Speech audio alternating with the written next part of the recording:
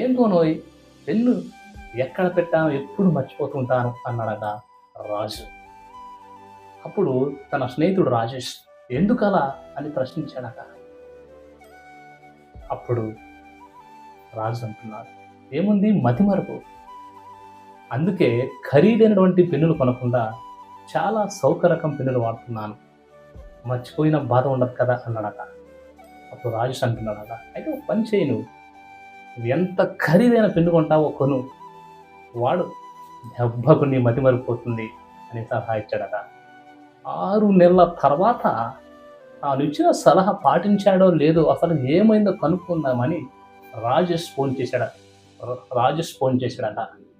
అప్పుడు రాజు ఈ విధంగా సమాధానం ఇస్తున్నాడు, మిత్రమా, నువ్వు చెప్పేవని నేను పెన్ను కొన్నాను. అత్యంత విలువైన ఖరీదైన బంగారు కోటెడ్ పెన్ను కొన్నాను. అది చాలా అద్భుతంగా ఉంది. నువ్వు నమ్మకపో, ఈ 6 నెలల్లో ఒక్కసారి కూడా దీన్ని నేను మర్చిపోలేదు, జాగ్రత్తగా చూసుకుంటున్నాను అన్నాడట. అతడు విలువ ఇచ్చినది పెన్ను కాదు, ఖరీదు నాకు. స్నేహితులారా, నేటి మనిషి దేనికి విలువ ఇస్తాడో దానిని అస్సలు మర్చిపోడు. ఇది నగ్న సత్యం. బంధాలు, బంధుత్వాలు, స్నేహితులు, డబ్బు, ఆరోగ్యం, ప్రేమ ఏదైనా సరే దేనికి విలువిస్తాడో వాటిని అస్సలు మర్చిపోయే ఆస్కారం లేదు. కానీ నేటి ఉరుకుల పరుగుల ప్రపంచంలో మనిషి దేనికి ఇవ్వాలో ఆ విలువిచ్చే రోజులు కూడా కనుమరుగైపోతున్నారు. సోషల్ మీడియాలో వర్చువల్గా ఉండే స్నేహాలకు ప్రాధాన్యత ఇస్తున్నాం, కానీ నిజ జీవితంలో స్నేహాలకు, బంధుత్వాలకు ఎంతవరకు ప్రాధాన్యత ఇస్తున్నాం? ప్రతి ఒక్కరూ కూడా ఈ విషయాన్ని ఆలోచించాలి.